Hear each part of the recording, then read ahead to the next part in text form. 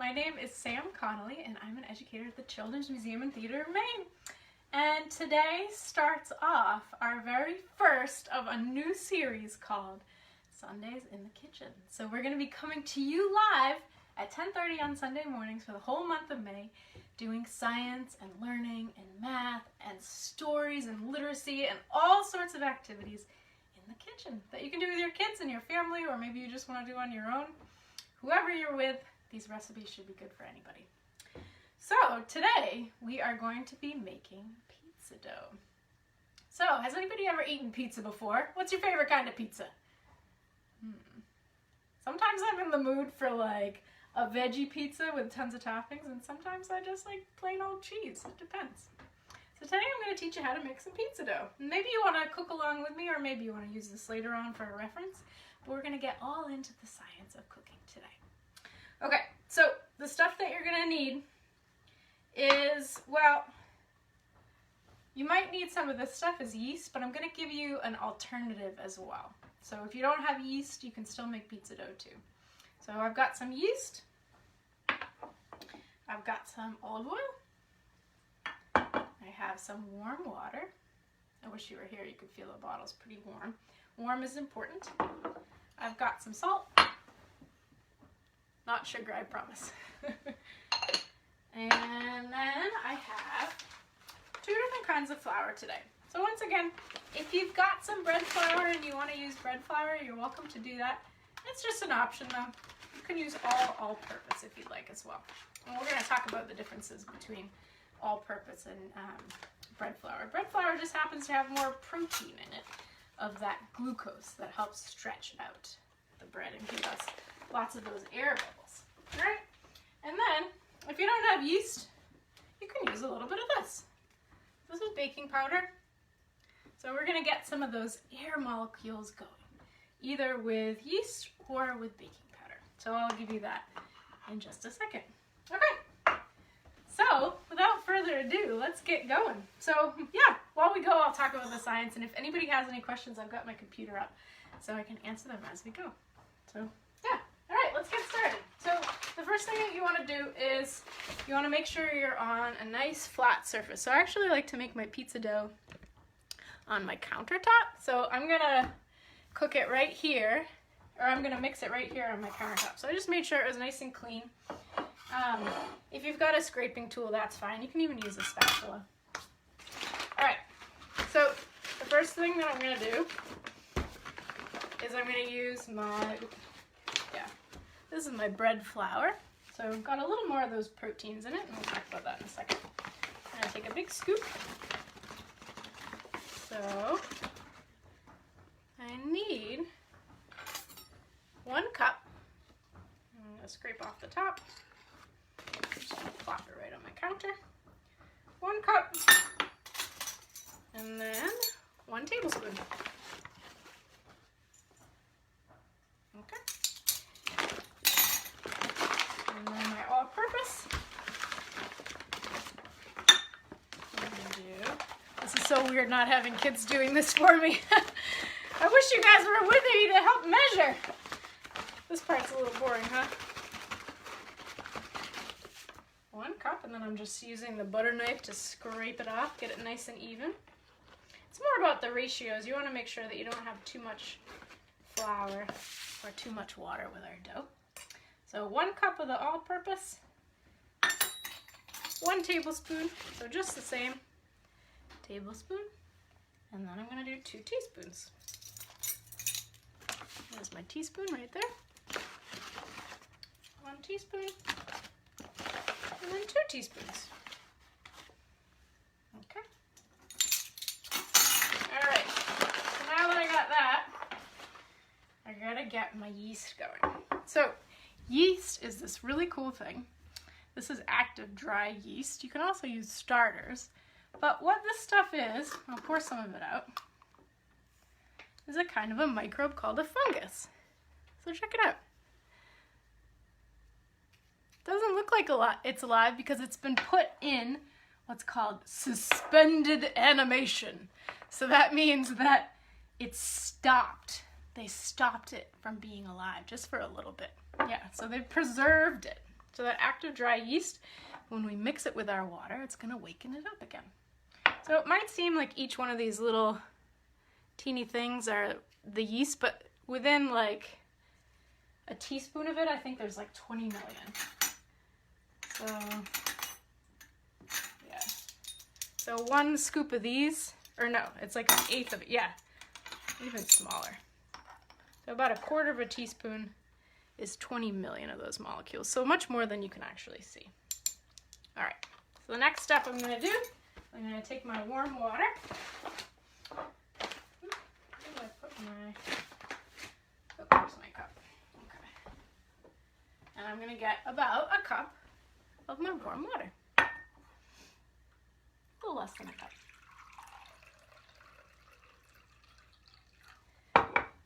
And then to waken my yeast up, I'm gonna take about 3/4 of a teaspoon and put it inside the water. So those little teeny tiny funguses are gonna start to wake up. So that's 1/2, and then I'll do a 3/4. Or another quarter to make 3/4. And I'll just mix it in there a little bit.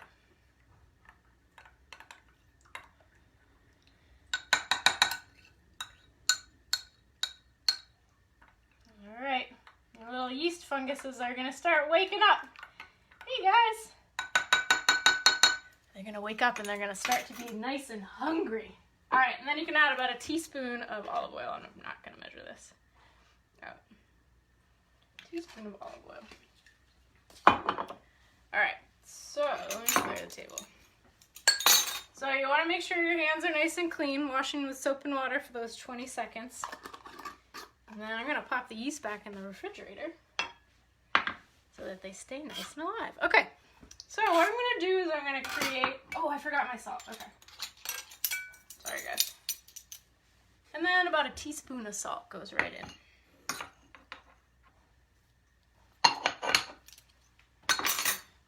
So what I'm going to do is I'm going to create sort of like a little basket, like a little volcano with a hole right in the middle.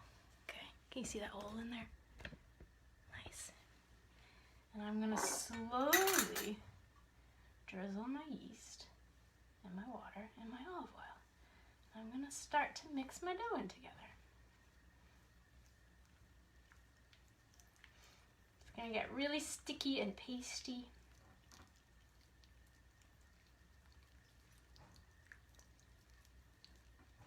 Ooh, here it's squishing all around. So as I'm mixing, I'm kind of scooping off more flour on the side.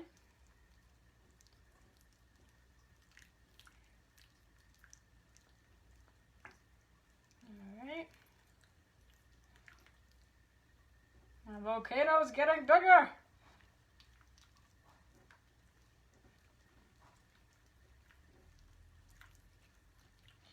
You want to make sure you're doing this on a countertop that's not porous.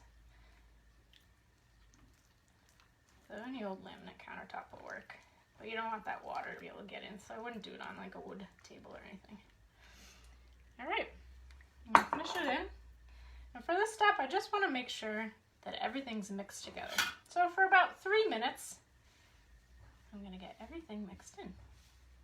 All right, I'm keeping it to one hand first, until it's nice and together. All right, now trust the process. It looks like it's never gonna mix in together, but I promise it'll come together. So what I'm doing now is called kneading, or putting everything together. So I'm using the palm of my hand to get everything in there.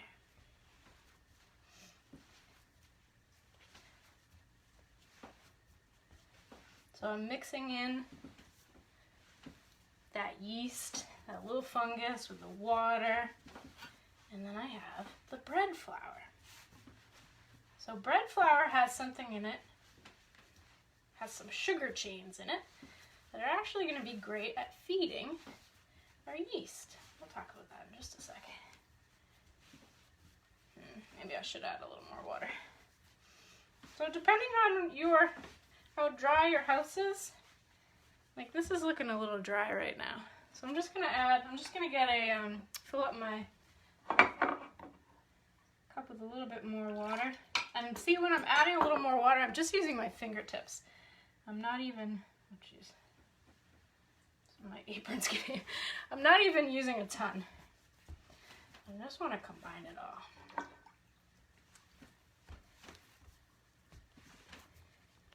There we go.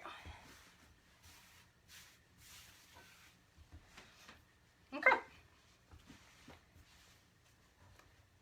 So my dough feels really kind of like tough right now. If I were to put it in the oven like this, it would come out super, super flat and super, super hard to chew.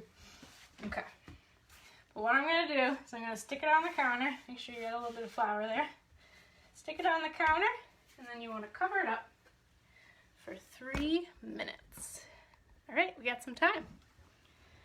So, what is going on right now in my dough ball? What do you think's going on in there? So, let's check it out. So yeast, like I said, is a fungus. So it actually is alive. And things that are alive need to eat stuff, right?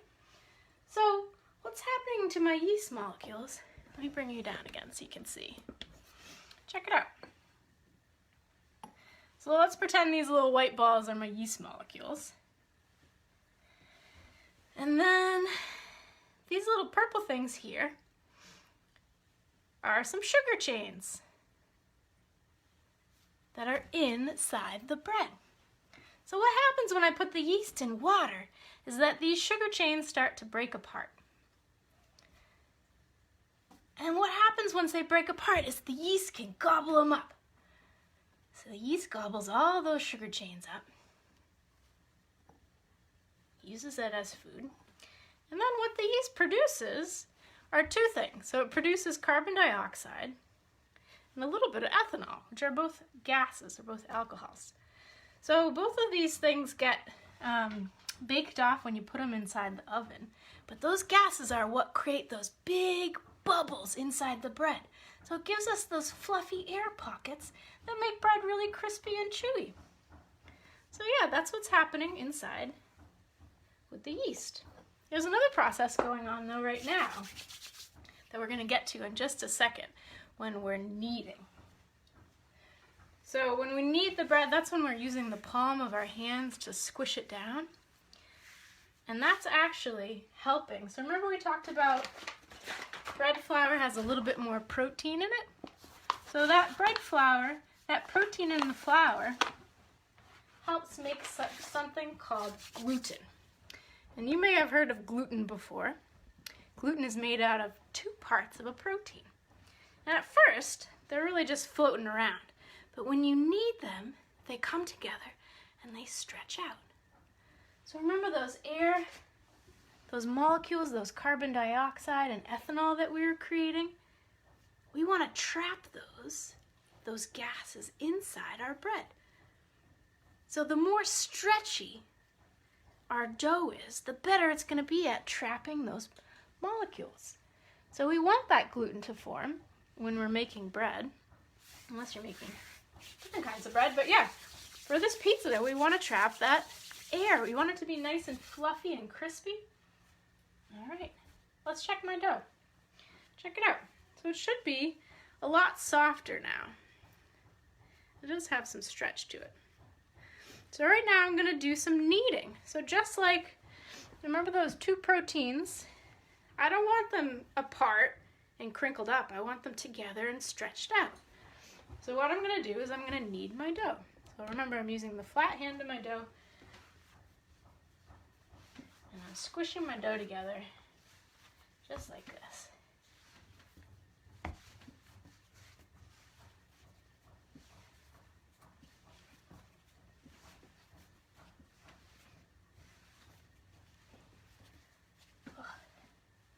Gotta use big muscles to knead your dough. Alright.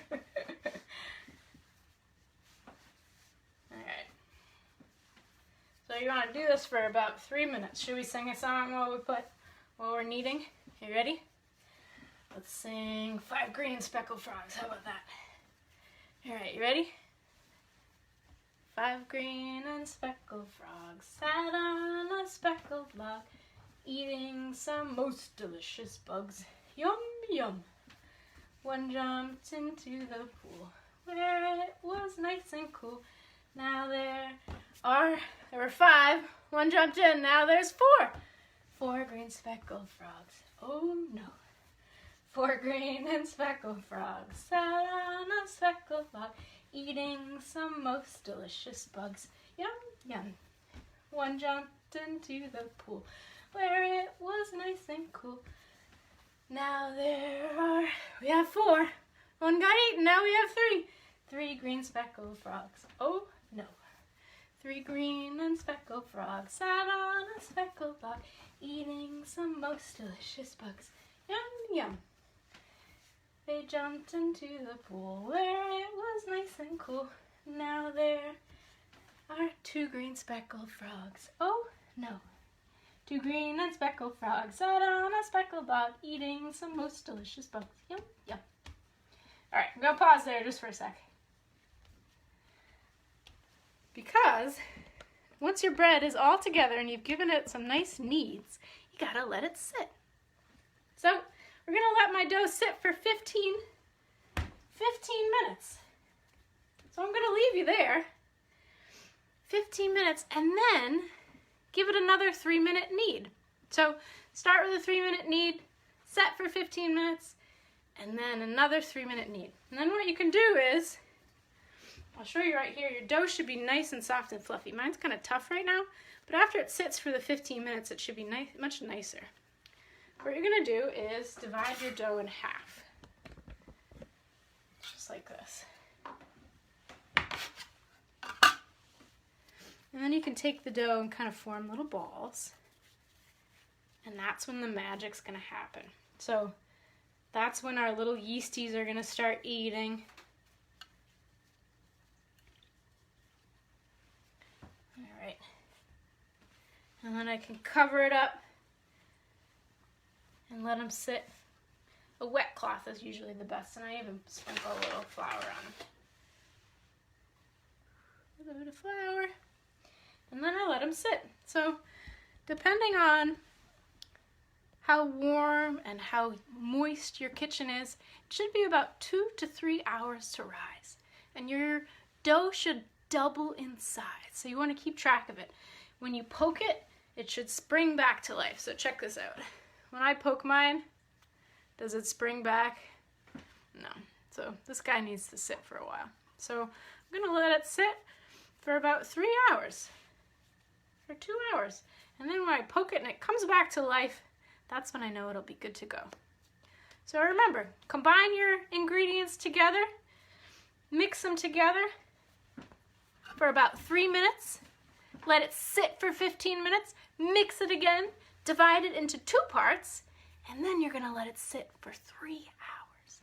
So that's it, it's pretty simple. Oh, but I wanna give you one more tip though. If you don't have active dry yeast, check it out. So this is baking soda, or excuse me, this is baking powder. Baking powder is different than baking soda because baking soda is just a base.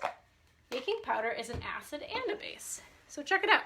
When I put my baking powder in, it's my cup. Check it out, it's right there. And I add a little bit of water. Look what happens. This is going to activate the acid and base. Oops, okay, let me tilt it down so I'm not spilling. Can you see the bubbles?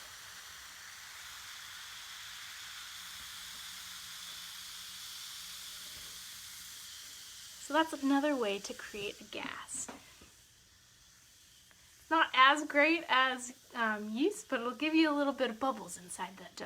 And I've actually tried this before with kids, and kids did not notice the difference. So give it a shot. Maybe you have yeast in your house. Maybe you want to try some baking powder. Baking soda you could use too, but you'd have to add something like vinegar to it in order to give it some acid. Baking powder has an acid and a base. So once you add water, it's just ready to go. So yeah, I'm going to cover up my little dough balls and tuck them in for the next couple hours. Let me know if you try this down below.